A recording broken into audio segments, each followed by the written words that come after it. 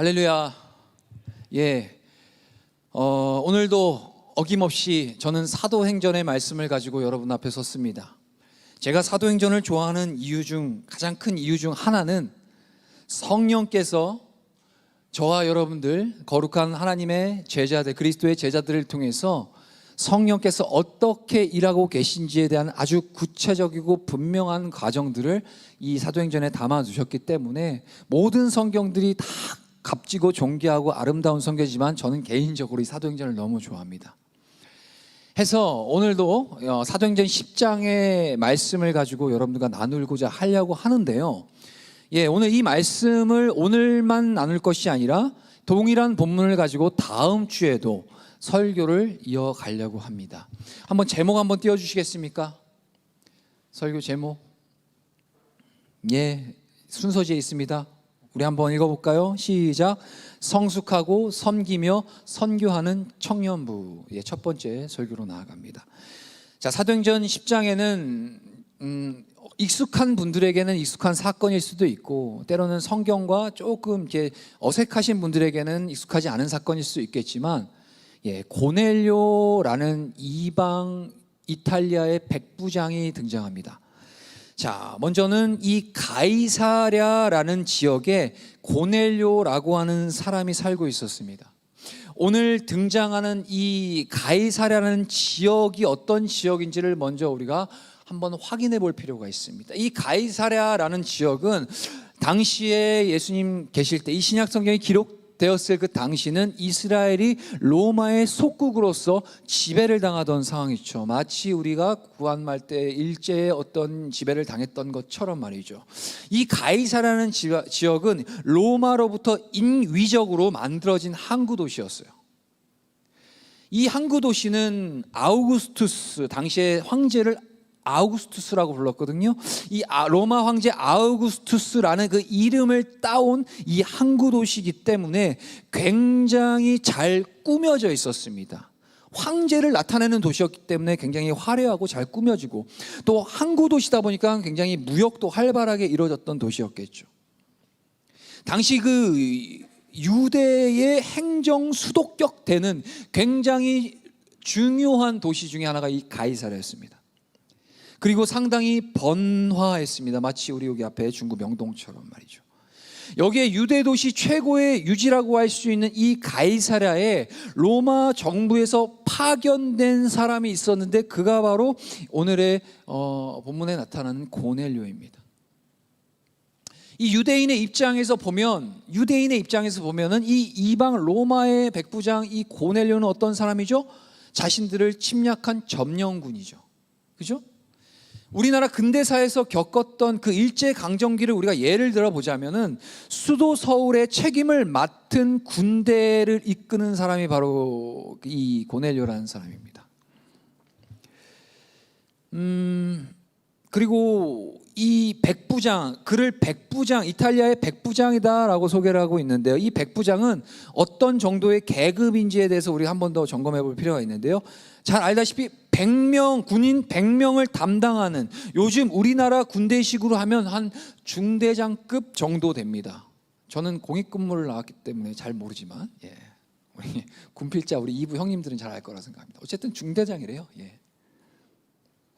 근데 잘 갔다 오고 우리 일부들 기도할게요. 여튼 이 세계 어느 나라의 군대이든지 그 군대의 기강과 질을 측정하는 최고의 꽃이 중대장이라고 하네요. 맞나요? 저도 어디서 들은 얘기입니다. 어쨌든 그 군대의 기강을 바로잡는 일에 있어서 그 중심에 서 있는 사람이 중대장의 역할, 아주 중요한 역할이라는 거죠.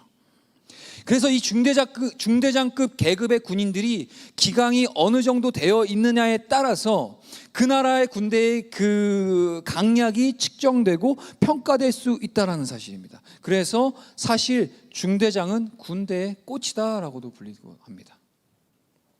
여기 이 백부장, 오늘 등장하는 이 고넬료 이 백부장도 당시 로마의 군대의 꽃과 같은 존재였죠. 중요한 역할을 감당했죠.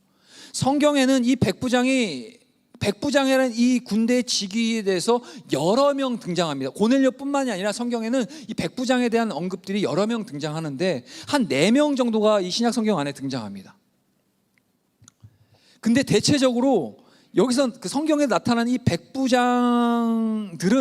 대체적으로 굉장히 괜찮은 신앙인으로서 성경은 그들을 소개하고 있어요.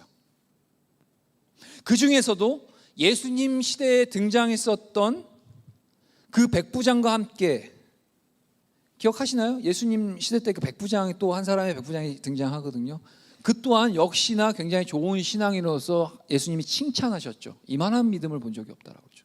주여, 당신이 오실 필요 없습니다. 저도 아래 하수인들이 있기 때문에 굳이 당신이 안 오셔도 말씀만 하시면 낫습니다. 이 얘기 기억하시나요? 그도 백부장이거든요. 그리고 그 백부장과 함께 이 오늘 본문에 등장하는 이 백부장이 고넬료는 굉장히 특별하고 중요한 인물로서 오늘 소개되고 있어요. 여러분들 사도행전이 몇 장까지 있죠? 28장, 28장까지 있죠. 그 가운데 오늘 본문 이 10장은 48절까지 있는 굉장히 긴 장이에요. 이 한 장에 이 48절이라는 굉장한 분량을 가지고 이 백부장 고넬료를 소개하고 있다는 것은 그만큼 중요한 인물이라는 거예요. 실제로 교회사 가운데 이 백부장 고넬료는 이방인으로서, 교회사 가운데 첫 번째로 이방인으로서 성령 세례를 받은, 성령을 받은 인물로 기록되어 있거든요. 그만큼 중요한. 이 고넬료는 로마의 그런 장교였습니다. 제가 앞서 말씀드렸다시피 제가 배경 지식을 여러분들 설명을 드렸죠. 이 가이사라는 도시가 어떤 도시였고 그 가운데 이 로마의 백부장이 어떤 중요한 역할을 하고 있는지에 대해서 제가 설명을 했던 것처럼 이 고넬료는 로마의 그런 장교였습니다. 그리고 식민지 국가에 와서 점령을 하고 있는 그 군대의 장교였지만 그에 대한 기록은 오늘 본문 이 2절에서 이렇게 평가되고 있어요. 성경 우리 한번 읽어볼까요? 2절 함께 읽겠습니다. 시작. 그가 경건하여 온 지방과 더불어 하나님을 경외하며 백성을 많이 구제하고 하나님께 항상 기도하더니. 뭐라고 소개하고 있죠? 그가 경건하여 온 지방과 더불어 하나님을 경외했다라고 소개되고 있어요. 여기서 확인할 거는 그가 혼자, 나 혼자, 자기 혼자만 하나님 앞에 경건한 삶을 사는 것이 아니라 그로 인해서 온 집안 식구가 더불어서 하나님을 경외했다라고 이 고넬료를 소개하고 있어요. 굉장히 중요한 우리에게 주는 인사이트입니다. 여러분들 한 사람이 개인의 신앙을 지키는 것 굉장히 중요한 부분이긴 하지만 하나님이 더 기뻐하시는 것은 나라는 한 사람을 통해서 나와 온 집안, 온 식구 그리고 내 주변에 있는 모든 사람들이 하나님을 경외하고 하나님 앞에 경건한 모습으로 살아갈 수 있는 그러한 참된 신앙의 모습을 오늘 본문을 통해서 저와 여러분들이 그렇게 말씀해 주고 계시는 겁니다. 여러분들이 좀 더 여기에 대해서 익숙한 표현을 빌자 하면 너희는 나아가 뭐와 뭐가 되라? 익숙한 단어 있잖아. 빛과, 정확하게 얘기하면 소금이 먼저 앞으로 나와야 돼요. 소금과 빛입니다. 왜냐하면 순서상 소금을 먼저 소개합니다. 예. 아무튼 소금과 빛의 역할을 감당해라. 이러한 삶이 바로 이러한 고넬료의 삶, 경건한 고넬료의 삶이었던 거죠. 그리고 백성을 그가 어떻게 했다고요? 2절 한번 다시 한번 띄워줄래요? 하나님을 경외했을 때 그가 백성을 어떻게 했다고요? 많이 구제했다는 거예요. 그의 경건의 모습은 어떻게 나타났냐? 백성들을 많이 구제한 모습으로 나타났다는 겁니다. 여기서 백성들은 이 로마의 백부장 고넬료가 로마 사람이잖아요. 이탈리아 사람이잖아요. 근데 성경에서 얘기하는 그가 구제했던 이 백성들은 로마, 이탈리아 사람들 얘기하는 게 아니라 바로 유대인들, 그들을 구제했다라는 겁니다. 그리고 나아가 하나님께 그는 항상 뭐 했다고요? 기도했다고 합니다. 여러분, 이 로마의 백부장이 이런 경건한 생활을, 그것도 주둔지에 와서 한다는 것이 과연 쉬운 일이었을까요? 입장을 바꿔놓고 뒤집어 생각해 보자고요. 일제강점 시대에 그 일본의 군인의 장교가 이 조선에 와서 점령하고 잘 그 일본을 대신해서 천황을 대신해서 잘 다스리라는 과정 속에서 그 한국의 토속 종교에 은혜를 싹 받는 게, 그리고 그 식민 지배에 있는 그 지배 백성들을 구제하고 섬기는 일이 그게 상식적으로 그게 쉬운 일일까요? 아니, 저는 상식적으로 도저히 이해가 안 갔습니다. 어떻게 그럴 수가 있지? 이 대목에서 사실 많은 신학자가 이거 참 특이한 경우다라고 그렇게 얘기하고 있어요. 연구를 해도 이거는 굉장히 이례적인 상황이라는 거예요. 이렇게까지 좋은 탁월한 신앙의 모습이 과연 이 로마 백부장 고넬료에게 어떻게 가능했을까라는 그런 질문 앞에 많은 해석들이 내놓고 있습니다. 이때는 로마가 윤리적으로나 도덕적으로도 엄청 타락했었던 때, 원래 나라가 잘 먹고 잘 살면 윤리적으로 도덕적으로 타락하게 되어 있습니다. 우리가 이 나라 인민족을 우리가 기도해야 되는 거는 아무리 뭐 이렇게 세계 경제 강국 돼도 결국에는 자살률 1위, 이혼율 1위, 교통사고율 1위, 뭐 안 좋은 건 우리나라가 대한민국 지금 다 1위거든요. 여러분 조사해 보세요. 제가 거짓말하는 거 아닙니다. 근데 먹고 마시는 게 굉장히 좋아지고 경제가 좋아지고 나라가 강성하면 반대로 윤리적이고 도덕적이고 이런 부분들이 굉장히 타락하게 마련이거든요. 로마 때도 그랬습니다. 로마가 윤리적으로나 도덕적으로 엄청 타락했던, 그래서 이 주둔군이었던 이 이스라엘 안에 있는 가이사랴라는 지역 안에 주둔군 장교로서 그가 여기에 파송돼서 근무하다가 이 식민지 국가의 종교였지만 그들이 섬기는, 즉 당시의 이스라엘 백성이었던 유대인들이 섬기는 그 하나님을 그가 받아들이게 된 거예요. 이 받아들이는 가운데 그 로마의 타락한 문화와 그 부도덕함에 대해서 그가 염증을 느끼게 되는 거죠. 비교가 되는 거예요. 그는 특별한 하나님의 배려와 은총으로 이렇게 경건한 신앙의 인물이 되었지 않았겠는가 하는 이 상식적인 해석들을 신학자들도 많이 내놓고 있습니다. 정리하면 그만큼 이 백부장은 독특한 신앙인으로서 우리에게 소개되고 있는데, 그가 그의 경건함과 하나님을 경외하는 모습, 경건한 모습이 어떻게 시작될 수 있었냐? 비록 식민지를 다스리는 어떤 그런 모습의 장교였지만 당시에 그 이스라엘 백성들의 유대인들이 하나님을 경외하고 경건한 어떤 신앙의 모습을 지켜나갔던 그 모습들이 이 고넬료를 향하여 영향을 줬다는 겁니다.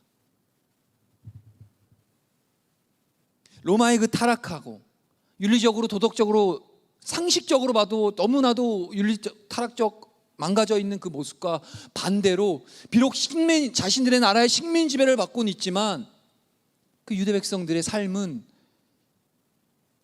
굉장히 경건했고 굉장히 질서 있었고 바른 모습 속에서 살아가는 모습에 간접적으로 이 로마의 백부장 고넬료가 영향을 막 받은 거예요. 그러면서 궁금해졌겠죠. 저들이 믿고 저들이 경외하는 그 하나님, 그 여호와 하나님은 과연 누구신가?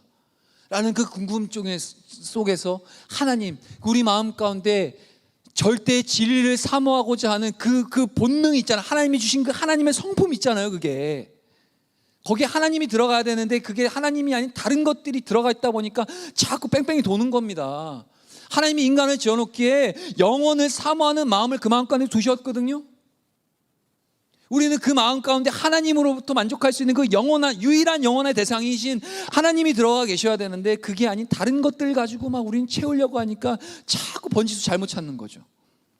근데 그 고넬료의 그 갈급한 마음에 그 당시의 경건한 유대인들의 그 삶이 그로 하여금 그 영원하신 그 하나님을 찾게 만든 흔적이 되었던 겁니다. 다시 한번 강조드리지만 여러분들, 그리고 저와 여러분들, 예수 그리스도의 그 제자로 부르셨고 하나님의 백성으로 부르신 저와 여러분들의 삶과 우리들의 신앙의 모습이 이만큼 중요하다는 겁니다. 단지 나 하나, 나 개인의 먹고 마시고 굉장히 봤을 때 괜찮은 신앙인, 기독교인, 종교인으로서 스스로 만족하는 거기서 그치는 것이 아니라 나 한 사람을 통해서 주님이 영광을 받으신 그런 바른 경건의 참된 모습을 우리가 교회에서만이 아니라 세상 가운데 나아가서 네가 믿는 하나님 나는 잘 모르겠지만 적어도 네가 믿는 하나님은 내가 한번 궁금하다라는 정도로 우리가 좀 살아내야 되지 않겠습니까?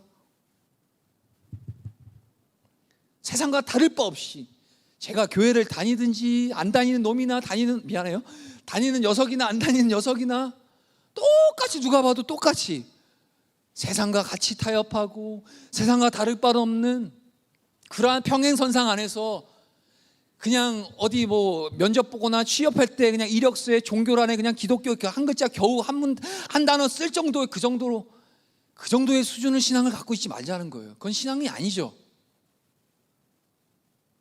우리의 역할들이 하나님께서 우리에게 부어주신 이 사명과 부르심이 얼마만큼 정말 존귀한 거라는 걸 다시 한번 우리는 확인해 봐야 한다는 거죠. 3절과 4절을 한번 띄워주십시오. 한 번 더 읽어보겠습니다. 3절과 4절 시작. 하루는 제9시쯤 되어 환상 중에 밝히 봄에 하나님의 사자가 들어와 이르되 고넬료야 하니 고넬료가 주목하여 보고 두려워 이르되 주여 무슨 일이니까? 천사가 이르되 내 기도와 구제가 하나님 앞에 상달되어 기억하신 바가 되었으니. 제가 사도행전을 좋아하는 이유가 뭐라 그랬죠? 굉장히 역동적입니다. 성령에 충만한 사람은 그저 내 개인의 어떤 경건을 지키려고 거기서 끝나지 않아요. 사도행전을 보면 성령에 붙잡힌 사람은 나갑니다. 세상 가로 나가요. 나가서 내게 줄 수 있는 건 없어. 돈 없어, 은 없어, 금 없어. 하지만 내가 믿는 예수 그리스도의 이름을 주러니 일어나 걸어라. 그런 능력의 역동적인 신앙을 갖는 게 이 사도행전에 나타나는 그 메시지거든요. 마찬가지예요. 그의 경건, 오늘 얘기 나오는 이 고넬료의 그 경건도 굉장히 실천적인 경건이었다는 사실이에요. 말로만 폼 잡는 그런 경건이 아니라 실제로 유대 식민지 국가의 그 어려운 사람들을 구제하고 도와주는 그런 삶이 따라주는 경건이었어요.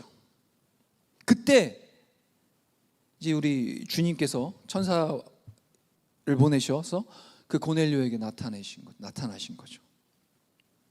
자, 여러분 한 번 더 확인합시다. 원하든 원하지 않든 사람이라면 누구나 사회 구성원이 됩니다. 태어났을 때부터 우리는 사회 구성원 안에 들어가 있죠. 가족이라는 작은 단위의 사회 구성원이죠. 어쨌든 누구나 사람은 사회 구성원이 되죠. 그것이 국가, 가정, 직장, 학교 등 사람들이 존재하는 곳이라면 그곳이 모두 사회가 되며 공동체가 되는 겁니다. 즉 사람은 독립적인 존재가 아니라는 거예요. 사람이라면 어떠한 형태로든 서로에게 영향을 주고 있다는 거예요. 서로 간에. 그게 좋은 영향이든 좋지 않은 부정적인 영향이든지 간에.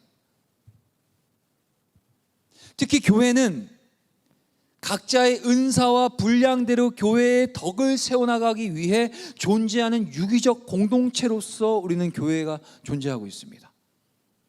즉 성도, 그 교회를 구성하고 있는 저와 여러분의 성도는 어떠한 모양으로서든 서로가 서로에게 적지 않은 영향력들을 지금 행사하고 있다는 사실이에요. 그래서 저희 공동체를 강조하는 이유가 거기에 있는 겁니다. 본문의 이 고넬료에 대해서 그가 어떤 사람이었는지에 대해 짧지만 정확하게 수식하고 있죠. 그는 하나님에 대해서는 아주 깊은 경건을 지녔고 사람들에 대해서는 정직하고 예의 바른 군인이었기 때문에 그 또한 보기 드물게 모범적인 인물이었습니다. 그러니까 당연히 그가 온 집안 식구들이든 가족이든 그 주변 사람들에게 그 경건의 영향이 미쳐질 수 있었던 거죠. 그냥 삶이 따라주지 않는데 가서 예수 믿으세요. 누가 믿습니까? 내가 다른 건 다 믿어도 네가 믿는 그 예수는 내가 안 믿는다 이런다니까요.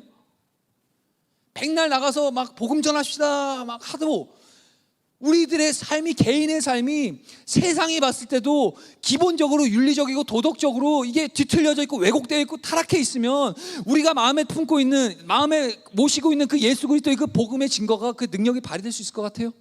안 그래요. 더 반감을 갖죠. 오늘날 개독교 하는 이유가 거기 있잖아요. 뭐 먼 데 찾지 마십시오. 기독교인답게 살아내지 못하는 우리들에게 책임이 있는 겁니다. 어느 윤리적으로 타락한 어떤 목회자 한 사람에게 책임을 부여하지 마세요. 이 고넬료도 마찬가지입니다. 그의 일상의 삶, 그의 그 삶 속에서 나타나는 그런 경건한 자의 그 참된 바른 모습이 그로 하여금 복음의 능력을 실어주는 겁니다.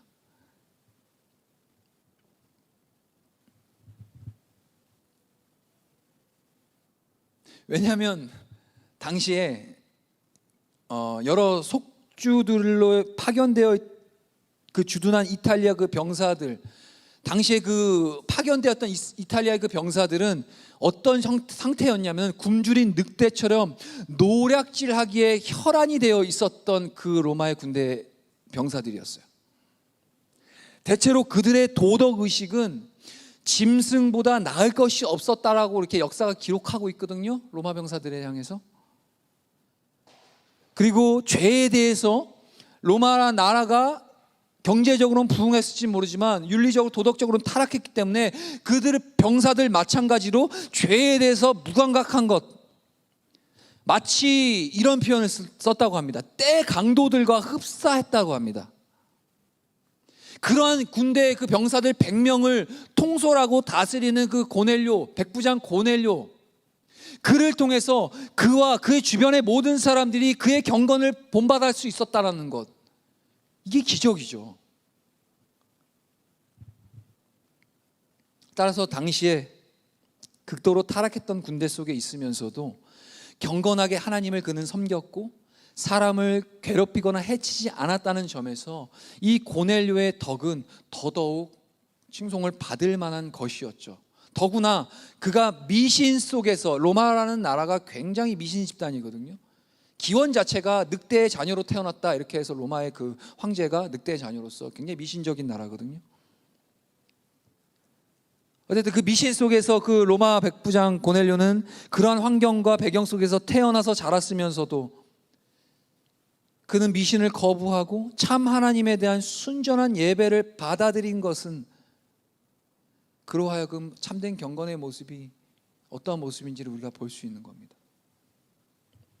또한 당시 율법에 대한 얕은 지식이라도 갖추고 있는, 당시에 그 유대인들이 율법이라는 어떤 그런 그 오경, 그 구약의 어떤 메시지, 그 율법에 대해서 굉장히 그 유대인들이 모두가 다 그런 지식들을 갖고 있는 사람들은 아니었습니다. 하지만 그러니까 오늘날로 얘기하면 여러분들이 성경적 지식이 다 똑같나요?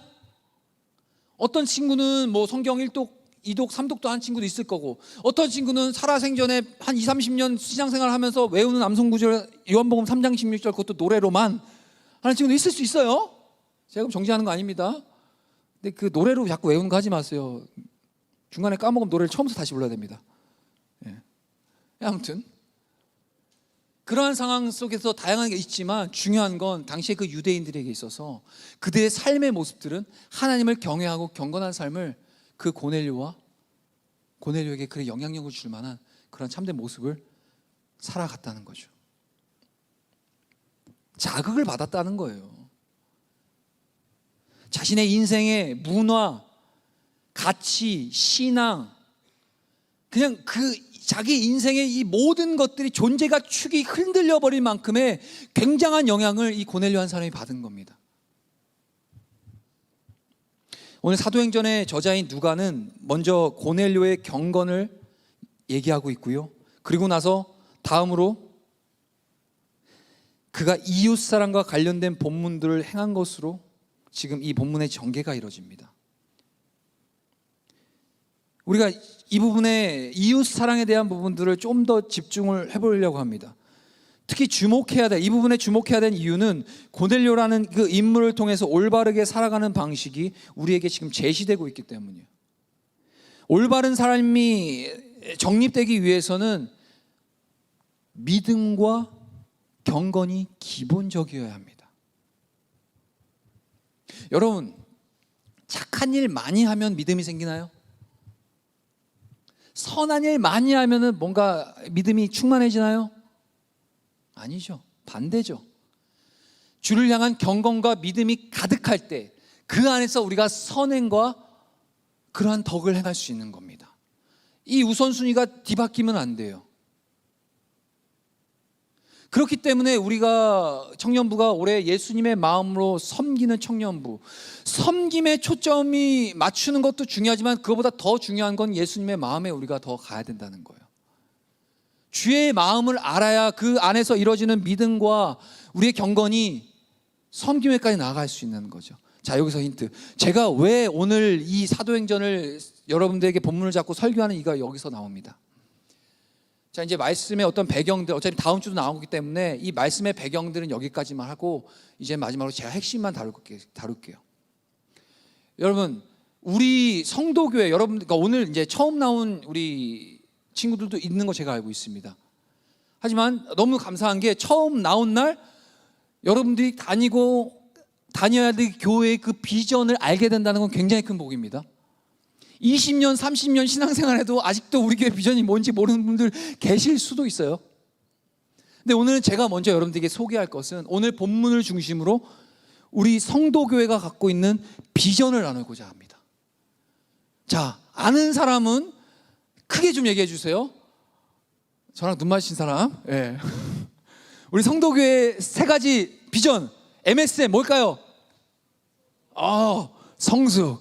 자, 두 번째, 섬김. 옆에 보지 말고. 자, 세 번째. 네, 그렇습니다. 성숙과 섬김과 선교입니다. 우리가 교회가 추구하는 그 비전이 바로 성숙과 섬김과 선교입니다. 이 성숙과 섬김과 선교를 통해서 어떤 궁극적인 공동체를 이뤄요? 뭐뭐와 뭐뭐이 되는 행복과 기쁨이 넘치는 믿음의 공동체. 여러분, 이거는 여러분들이 잘 기억해야 됩니다. 교회마다 비전이 있어요. 대한민국에 5만 개의 교회, 최소 5만 개 이상 되는 교회들이 있거든요. 교회마다 비전이 다 다를 수 있어요. 물론 비슷한 것도 있겠지만 그 중에서 이 성도교회는 비전이 행복과 기쁨이 넘치는 믿음의 공동체가 되는 게 우리 비전인데, 그 비전을 위해서 필요한 것이 바로 MSM, 성숙, 섬김, 선교라는 거예요. 잘 기억해 두십시오. 몇 달 있다가 한 번 더 물어볼 겁니다. 예. 적어도 여러분들이 다니는 교회가 어떤 비전이 있는 건 아셔야 될 거 아닙니까? 오늘 본문은 성숙과 섬김과 선교가 다 담겨 있어요. 이 안에. 고넬료가 다시 돌아가 봅시다. 고넬료가 하나님을 경외했고 날마다 그 하나님 경외하는 마음으로 하나님 앞에 항상 기도하는 그 기도의 자세, 그리고 아까 3절과 4절을 읽었지만 하나님이 천사를 통해서 주의 말씀이 그에게 임합니다. 그때 고넬료가 그 주님의 말씀 앞에 어떻게 하고 있었는지 그가 주목했다라고 얘기하고 있거든요. 하나님의 말씀과 하나님 자신의, 하나님 존재에 대한 주목함이 있었다는 거예요. 여기서 주목이라는 단어도 우리가 한번 확인해 볼 필요 있어요.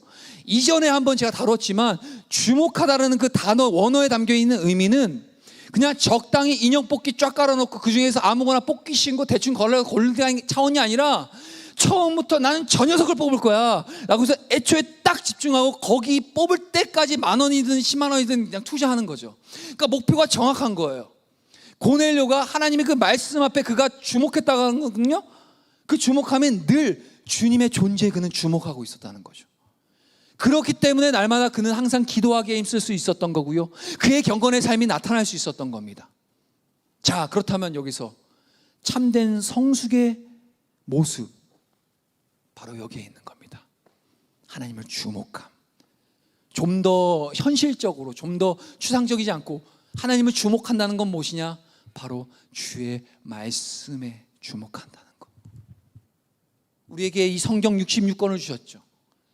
하나님의 자기 계시, 성경을 신학적 용어로 뭐라고 표현하면 하나님의 자기 계시라고 얘기하거든요. 어디 엄한 데 가서 지리산 들어가고 주님 만나 주십시오 이거 하지 마세요. 성경 보시면 하나님 계십니다. 그 주님의 앞에 주목할 때 그 하나님의 마음과 하나님의 뜻을 알게 되는 거고, 그 안에서 우리의 신앙과 믿음이 말씀과 기도로 나아갈 때 우리의 신앙이 성숙함을 이루어가는 겁니다. 성숙, 그다음 뭐라고요? 섬김. 지난주에 처음 온 형제가 딱 대답을 해줘요. 감사합니다. 섬김이에요. 여러분들 확실하게 아셔야 돼요. 성숙해야 섬길 수 있습니다. 섬겨야 성숙해지는 게 아니에요. 성숙함으로 섬길 수 있는 겁니다. 이거 중요해요, 여러분. 이 순서가. 성숙하지 못한데 섬김의 자리에 나아가잖아요. 여러분들의 개인의 삶의 문제가 힘들었으면 이제 더 이상 중단돼요. 제가 북한 선교 지금 10년 동안 하고 있거든요. 수많은 청년들에 가서 우리가 북한을 품고 함께 기도해야 되는 것을 독려를 엄청 하고 다녔어요. 목이 터져라. 은혜를 받더라고요. 같이 독려하고 같이 으쌰으쌰도 해요. 근데 언제 무너지는지 아세요? 자기 인생의 어려운 점이 올 때, 현실의 문제 봉착을 딱 하니까 그 북한 선교를 하는 그 부분들이 처음에는 주여 나를 보내서 내가 가오리다 하다가도 다 그래 버리는 거예요. 거기서 멈춰버리고 어느 순간 다 사라지더라고요. 그게 어디서 문제가 된 건지 아세요? 신앙의 성숙함이 없기 때문입니다. 여러분들 믿고 있는 이 신앙, 기독교 신앙은 감정이 아닙니다. 찬양 은혜 받았다고 해서 어떤 감정적으로 콧물 세게 짰다고 해가지고 여러분들의 신앙의 성숙함이 거기에 드러나는 게 아니에요. 진정한 성숙은 하나님 말씀 앞에 매일 여러분들의 그 모습을 비추어 나가는 것이고, 그 안에서 기도로 여러분들의 삶을 다시 한번 하나님께 묻고 나아가는 것, 끊임없는 이 경건의 삶이 우리들의 신앙을 성숙하게 만드는 겁니다. 성숙한 사람들은 자동적으로 섬김의 자리로 가 있습니다. 오늘 고넬료 보자고요. 그 백성들을 구제하기에 힘썼다고 하잖아요. 자기 로마 백성도 아니고 그 지배당하고 있는 그 유대 민족들의 그 어려움과 형편들을 돌아보게 되는 그 눈이 열렸다는 거예요.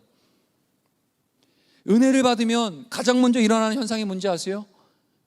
주변이 보입니다. 그렇게 평생을 나라는 한 사람에게 초점을 맞추고 있다가도 주님의 은혜가 내 안에 부어지면요, 가장 먼저 주변이 보이게 돼요. 그게 자연스러운 현상입니다. 나 혼자 구원받으면 안 되니까. 구원받아야 우리 주변들이 보이는 거예요. 고넬료가 그랬어요. 그리고 나아가 그의 이 성숙과 섬김의 삶은 세 번째 어디로 이루어져요? 선교로 이어집니다. 봅시다. 본문을 24절 한번 띄워주시고 시작. 이튿날 가이사랴에 들어가니 고넬료가 그의 친척과 가까운 친구들 모아 기다리더니. 이튿날 누가 들어가요? 베드로가 들어갑니다. 여러분들 내용 잘 모르겠으면 사실 오늘 본문 10장 전체를 다뤄야 돼요. 길다 보니까 48절 다 다루기가 뭐해가지고 그럴 때 중간 핵심만 꽂아 넣는데, 베드로가 고넬료의 집을 방문합니다. 하나님의 음성을 듣고 고넬료가 요바에 있는 베드로를 데리고 와라. 그 음성에 반응해서 종들을 보내서 요바에 있던 베드로를 데리고 와요. 그래서 고넬료를 통해서 말씀을 듣고 그 집안이 성령의 충만을 받고 구원을 받는 역사가 이 사도행전 10장의 전체 내용이거든요. 24절이 바로 중간인 것 같다. 베드로가 드디어 고넬료의 집에 딱 도착했습니다. 도착했는데 어떤 모습으로 고넬료가 기다리고 있어요? 중반절부터 고넬료 가에서부터 다시 한번 읽어볼까요? 시작. 고넬료가 그의 친척과 가까운 친구들을 모아 기다리더니. VIP 작정하세요, 여러분. 그의 경건의 모습은 그저 필요한 거 도와주고 옷까지 챙겨주고 먹을 거 양식 주는 차원에서 거기서 끝난 게 아니라 그 궁극적인 것은 바로 선교로 나아갔다는 거예요. 그가 온 집안 식구들, 가까운 친구들 다 모아서 그의 집으로 모아놓고 정말 주의 말씀이 선포되는 그런 베드로 사도가 오기까지 함께 기다렸다는 거예요. 나만 은혜 받는 것이 아니라 우리 같이 은혜 받고 우리 같이 성령 충만해서 하나님의 나라를 이뤄가자라는 그 마음에 그 뿔이 있었다는 거예요. 여러분들이 말씀과 기도로 성숙한 신앙의 모습을 이루어 나갈 때 그 안에서 여러분들의 삶은 주변을 돌아보고 튀르키야 시리아에 우리가 구제연금도 하고 또 여러 가지로 정말 필요한 자들에게 돌아볼 줄 아는, 손을 내밀 줄 아는 그런 참된 경건의 구제의 삶을 이뤄가게 되고, 나아가 그 삶에 그 예수의 마음이 심겨짐으로 말미암아 복음이 증거되는 거예요. 선교회까지 이뤄가는 것. 이게 바로 우리가 행복 나눔 축제를 해야 하는 이유입니다. 정리가 되시나요? 할렐루야. 그러니까 이제 마지막으로 행복 나눔 축제에 대해서 정리하고 끝낼게요. 성숙, 성긴, 선교, 이 세 가지의 중요한 이 비전이 담임 목사님 한 사람의 비전이 아니고, 교역자들의 몇 명의 비전도 아니고, 당회원들, 장로님들의 몇 분의 비전이 아니라 우리 모든 영화에서부터 노년에 이른 이 성도교회 우리 성도님 모두의 비전인 거예요. 이 비전이 행복 나눔 축제라는 이 축제의 행사, 이 성도교회가 추구하는 가장 중요하게 여기는 이 행사 안에 이 하나님 나라의 이 궁극적인 비전이 여기 안에 다 담겨 있는 거예요. 괜히 여러분들 자꾸 종이 앉혀놓고 VIP 작정하세요 하라는 게 그냥 단순히 옆에 있는 좌석 채우려는 차원이 아니라니까요. 성령을 받는 정말 하나님 앞에 성숙한 신앙인으로서 섬김의 자리까지 나아가고, 섬김 넘어가 하나님 나라를 함께 선교하는 그러한 필드를 교회가 우리들에게 지금 이렇게 하나님의 은혜로 마련해 주고 있는 겁니다.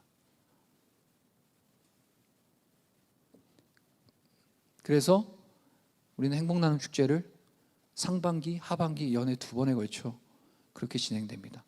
VIP는 모르시는 분이 있을까 봐 제가 얘기 드리는데, 우리가 예수님의 마음으로 섬겨야 할 대상들을 얘기를 합니다. 오늘 그 고넬료가 주님을 경외할 때 그 경외하는 마음이 자기 자신의 개인의 신앙에서 그치지 않고 나아가 하나님 나라를 확장하는 일에 그의 인생이 쓰여지는 것처럼, 저와 여러분들 그러한 하나님의 쓰임을 받는 그 사람으로서 이 행복 나눔 축제, 그리고 지금 기도 불금 진행되고 있죠. 마찬가지입니다. 은혜 받으십시오. 성숙한 신앙, 기도하고 말씀 앞에 우리가 깨어지고 박살이 나서 더욱더 성숙한 신앙이 됐을 때 행복 나눔 축제에 이어서 바로 나아가는 거거든요. 그 믿음과 주신 은혜를 가지고 이제 나아가 VIP, 우리가 섬겨야 될 그 대상들, 영혼 구원하는 일에 선교의 자리까지 나아갈 수 있다는 겁니다. 우리 장님 나와 주십시오.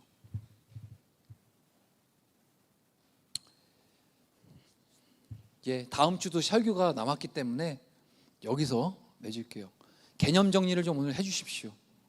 이건 단지 우리 성도교회만, 우리들에게만 주신 것이 아니라 그리스도의 제자된 모두에게 주어주신 하나님의 지상 명령이라는 사실입니다.